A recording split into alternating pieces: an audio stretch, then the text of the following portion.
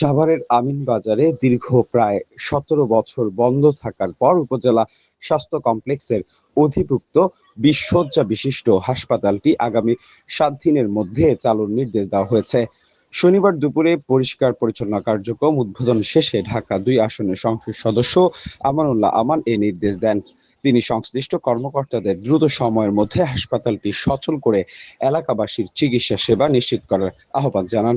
দীর্ঘদিন পর হাসপাতালটি চালু হলে স্থানীয়দের স্বাস্থ্যসেবা প্রাপ্তি সহজ হবে বলে আশা করা হচ্ছে।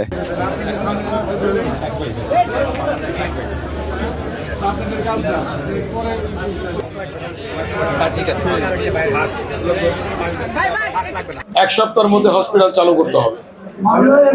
আপনি ডক্টর এক সপ্তাহের মধ্যে চালু করবেন হসপিটাল।